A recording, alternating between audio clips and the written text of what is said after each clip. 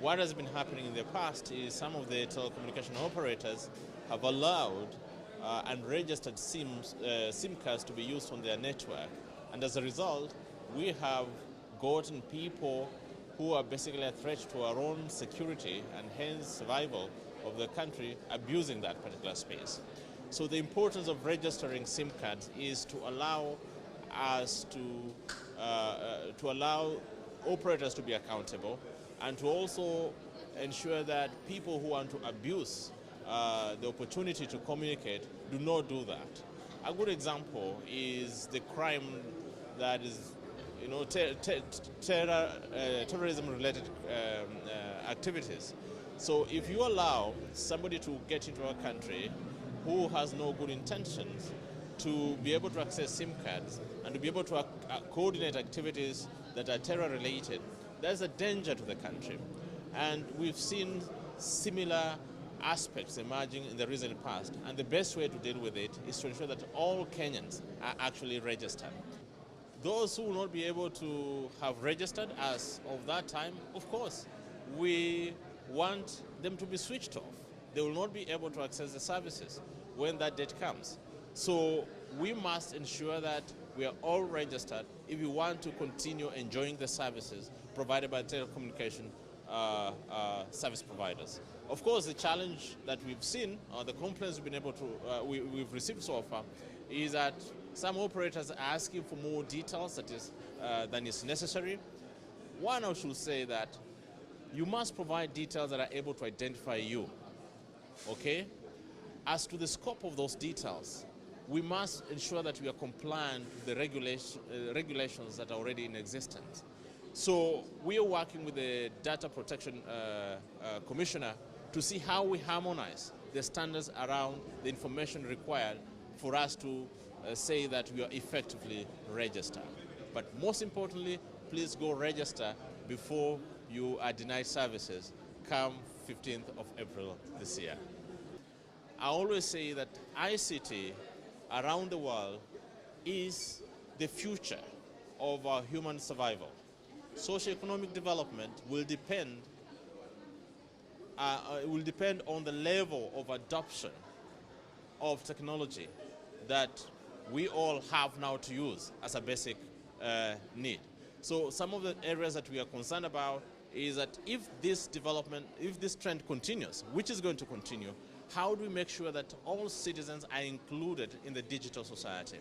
So making sure that marginalized groups are also able to access the telecommunication services, making sure that they are able to access smart devices, which increases the potential benefits to ordinary citizens. So as a country, I think there's a great opportunity now to invest in emerging technologies. And for us as a regulator, one of our mandates is to ensure that we make resources available to investors as well as to citizens to gain the benefits that arise from emerging technologies. Since our election is supported by technology, one of which is electronic transmission, our role as a regulator is to work with the telecommunication operators to ensure that they provide adequate coverage that will ensure that the IEBC is able to transmit election results across the country when required. Now, in 2017, the coverage of the requisite network was at 78% in terms of population. Today, we are talking about 96.4% coverage, which basically means we're in a better off position today than we were in 2017. So our responsibility is now we are working with operators through a technical committee that we set up to be able to ensure that on that material day, the quality of service for purposes of election is at the top. You can have extensive coverage, but then the quality of service is poor. So we are dealing with those nuanced nitty-gritties to ensure that come August 2018, August 2022, IEBC does not have issues with transmission. And I'm very confident that where we are now as a country, we are much better off than we were in 2017. Thank you very much. My name is Anthony Muyuro, the president of ISACA Kenya chapter.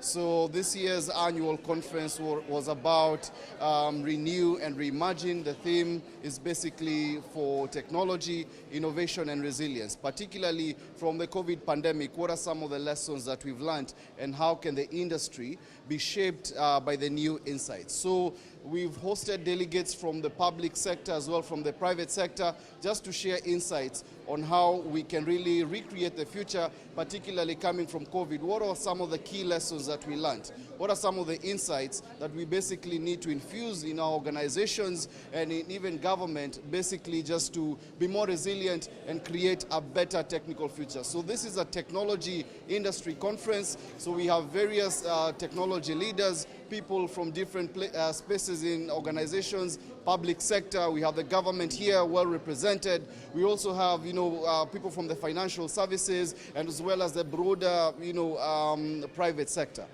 Public sector management, including policy, legislation, financial management, stakeholder management, risk management, and leadership. About the theme for this year.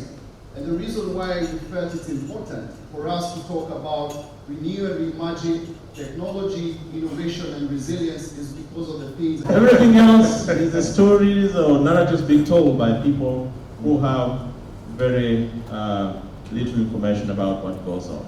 But we are comfortable with that fact as well, that a lot of services now around the world. Konza City, now they just finished setting up their data center and they're offering cloud services. Sessions, we're going to talk about cloud infrastructure.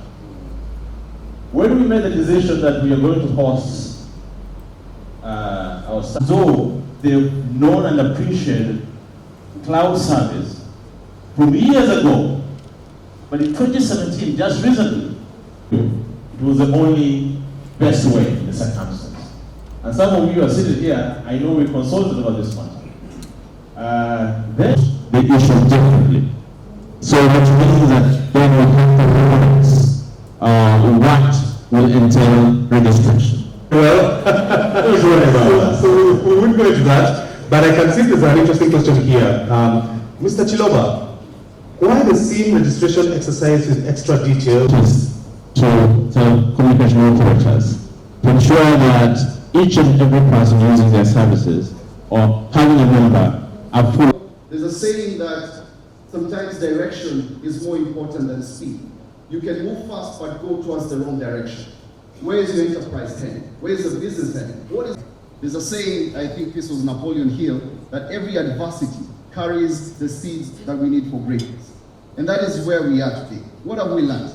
2015 and 2018. In his role, he was responsible for the management and administration of an unparalleled large-scale and complex national elections limited, a strategy management company where he focused on strategy and risk management, policy, regulatory analysis, and leadership and management effectiveness. Mr. EZRA CHILOBA, karibu sana.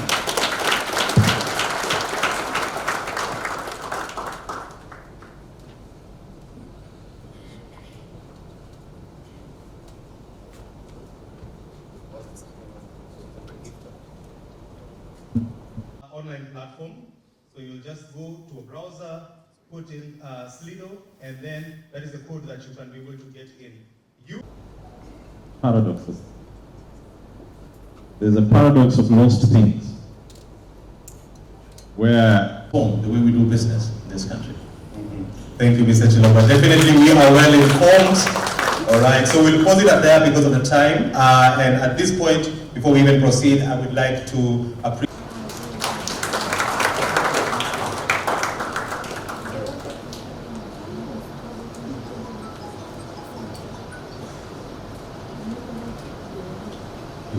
Thank you so much.